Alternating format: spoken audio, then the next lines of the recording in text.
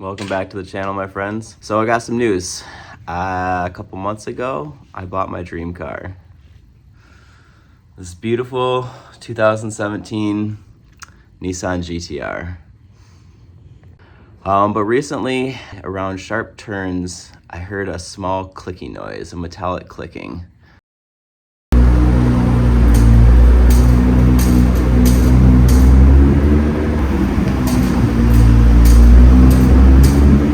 I know the GTR is known for some weird clunky noises, all pretty natural, but this one just did not sound right. So I did some searching online and I came across this blog post, which I'll post up here, I'll also post it back in the comments. But it seems to be a very common issue with these GTRs where there's rust that builds up on the wheel hub and behind the rotor brake assembly. I am going to be following this blog post and take apart the wheel, take off the rotors, really look behind and see if I do have rust there, and we'll get it cleaned up. This is gonna be a first for me as we work through this issue together, and we'll learn some things along the way, but I really hope that this video can be shared to make it informative, helpful for others. All right, we'll start by jacking up the car. Go ahead. Keep going.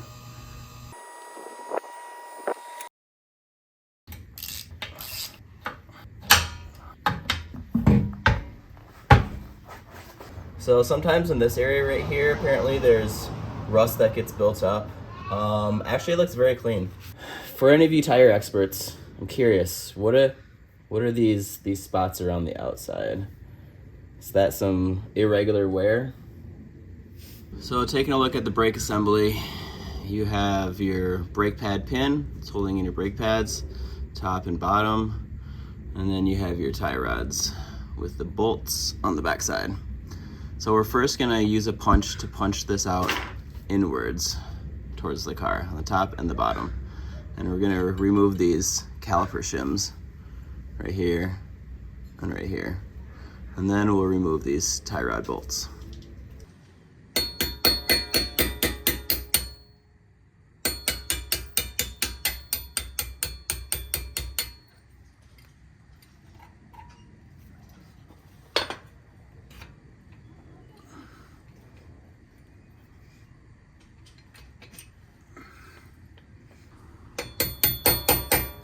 Helps to push down the spring to relieve some tension on it.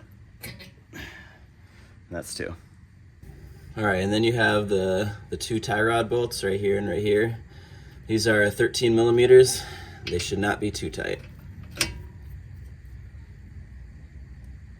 All right, the bottom one.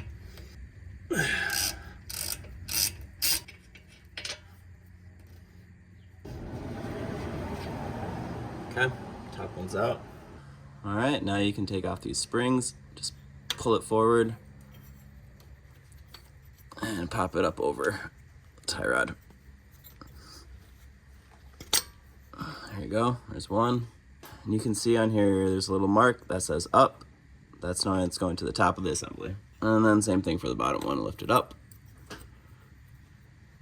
Push this little tab down, kind of give it a twist. It should pop right off.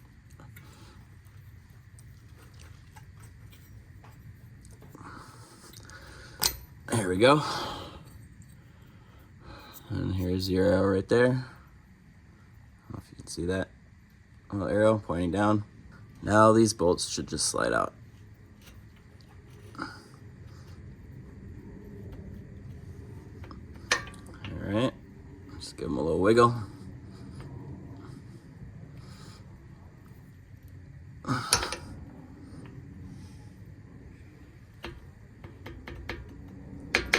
There you go, there's one, and the bottom one. There we go. Little elbow grease, you'll get it out.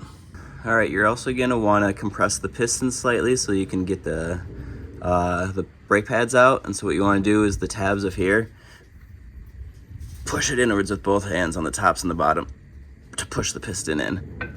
That way you have a little bit of wiggle room to pull it out. Same thing for the reverse side. Just push it into the piston. All right, then you should be able to work it out. There you go.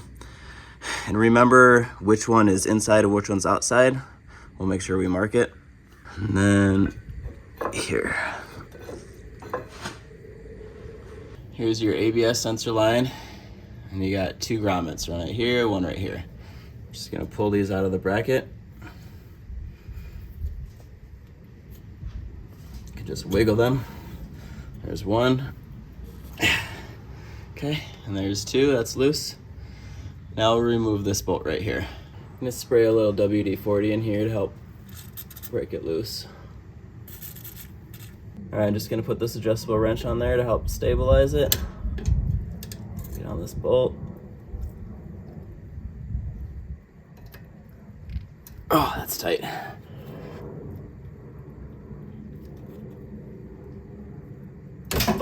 There we go. There we go. Okay, now we need to remove these 2 bolts from the hub assembly. These are also 13mm bolts. Should come off real easy, yep.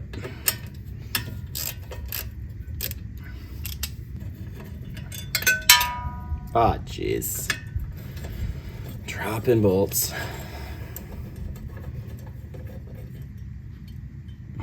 We'll fish that other one out later. So for this part, you're gonna wanna attach your brake calipers, the bungee cord, up to your suspension to tie it in place and hold it while we take this off.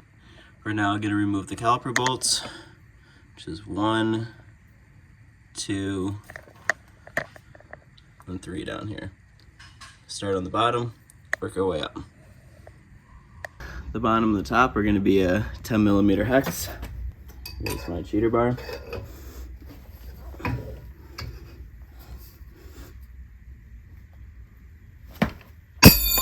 Jesus. There we go.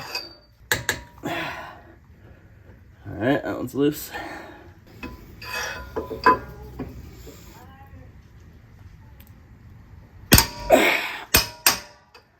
Whew, that is on there tight. Now I'll use a 13mm for the middle. I'll loosen that up as well.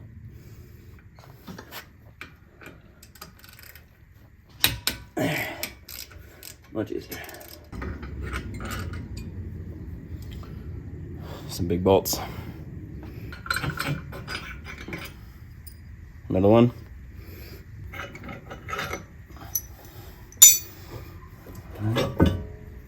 Just pull this off and set it behind.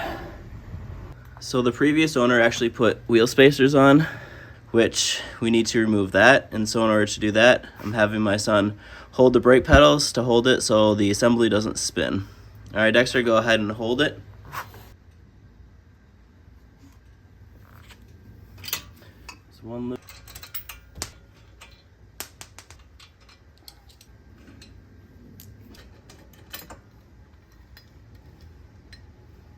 Now if the spacer's off, you can remove the whole assembly. There we go.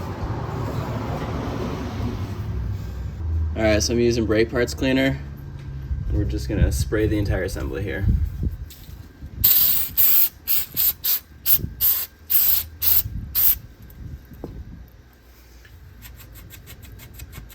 You wanna wipe that up, get any adhesive compound that's in there.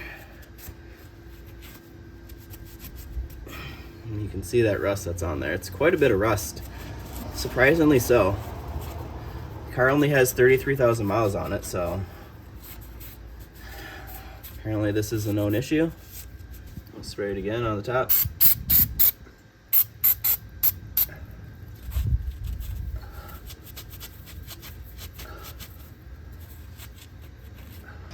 It's already looking quite a bit better, but we gotta sand it down. I'm just using a wire brush and a cordless drill. Gonna go ahead and clean this rust up.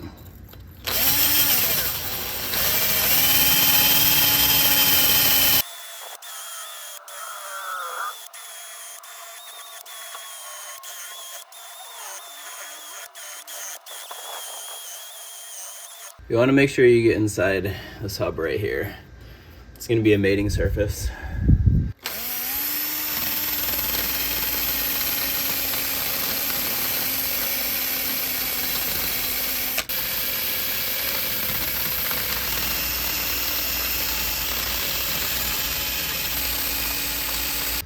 So I want to make sure we really get that cleaned up.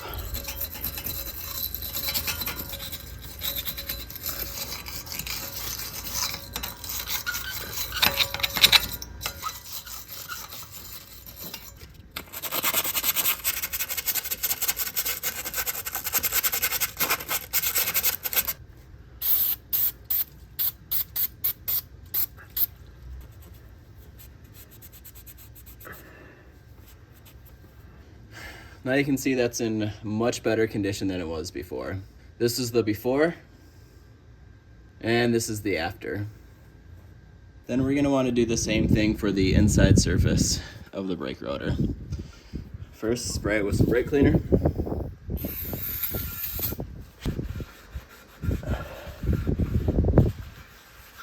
And then go ahead and hit it with the wire brush.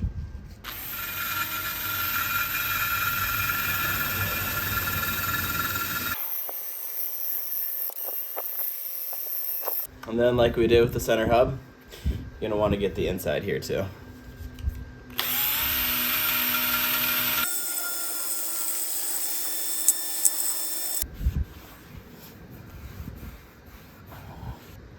While we're at it, we'll flip over the other side, get this cleaned up as well.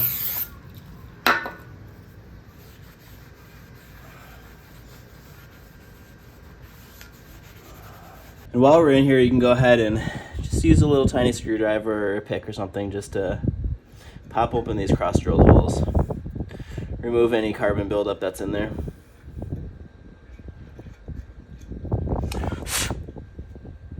Now we're going to use Permatex Anti-Seize lubricant. We're going to put it on the surface right in here. Make sure you don't get in any of these holes. We're just going to paint it on our finger and really get that surface lubricated so it can prevent future rust. Dab a little on your hand, just paint the surface. You just need a thin layer and just go around the hole and get it all covered.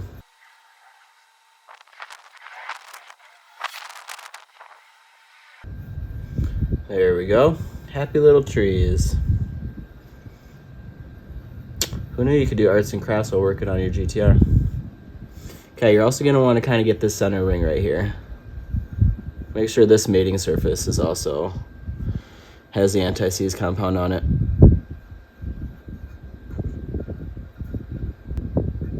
There we go, should be good to go. All right, you're gonna wanna do the same thing for this inner hub as well. Be sure not to get any on the threads. If you do get some on the threads, use a clean paper towel and really get it wiped up.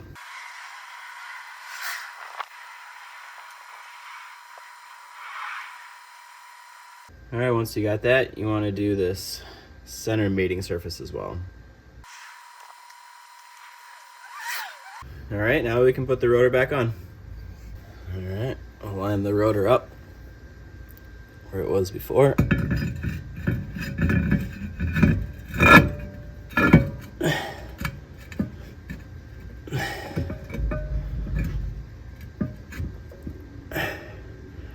There we go.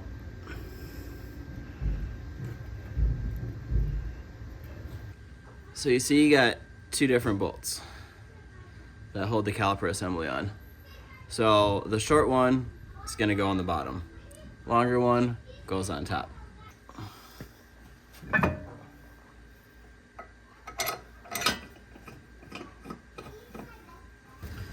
All right, for the Allens, remember this is that 10 millimeter. It's gonna be 74 foot-pounds.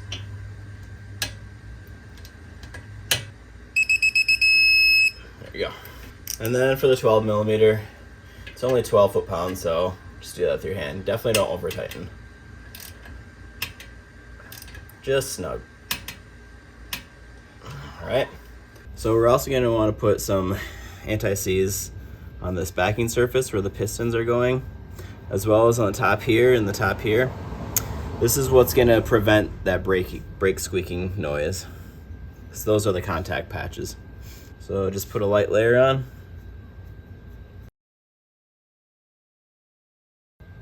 Make sure not to get any on the road or the pad itself.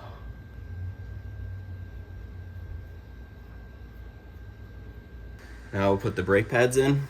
Just slide it in there.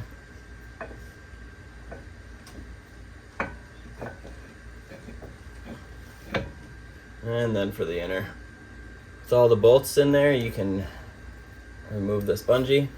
So I also like to put a little Permatex right here on that mating surface where the spring is going to be contacting. Just get that nice and lubricated. And then we'll put this in.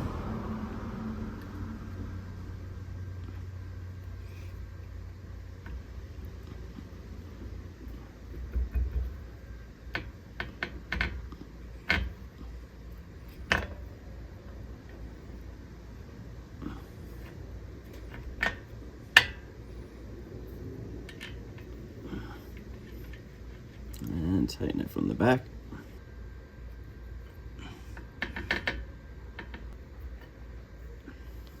And the bolt in the back.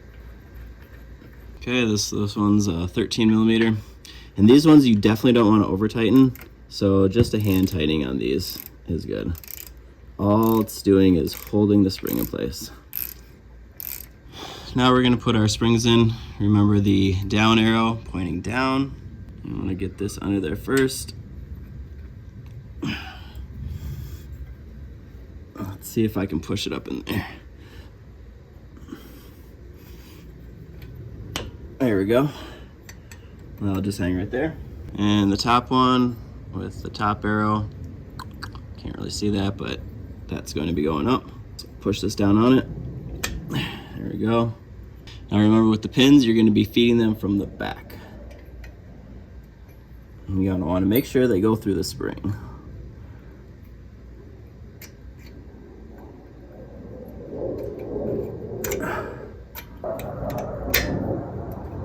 And once you've lined it up with the hole, you can give it a little hit in.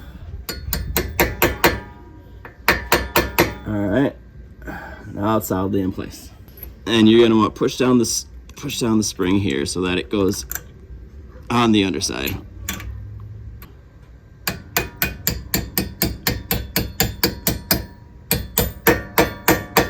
Now we're gonna go up here and do the ABS line. So first we'll put these two bolts in on top.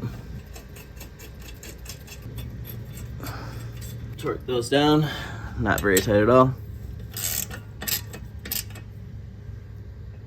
Alright, since this bolt was a little hard to get off, put a little anti-seize on that as well. There we go. This will just be hand tight. Don't want to over tighten this one. Finally, we're going to feed in the rubber grommets starting at the top. Just go right in the slot.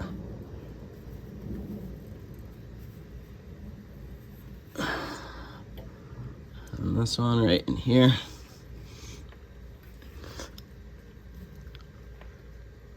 All right. There we go. So you'll notice I'm not putting the spacer back on. I'm going to be doing some lap days next weekend, and I'm concerned that the spacers, with how thick they were, is about a ½ inch thick, that's going to cause some issues. And so I'm removing it, putting it back to the stock setup.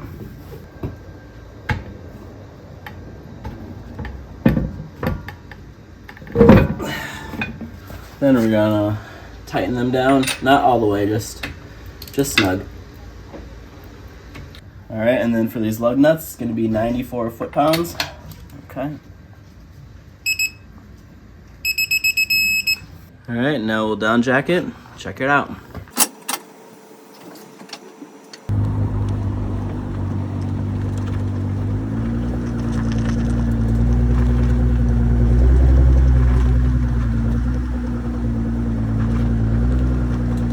Looks like it worked.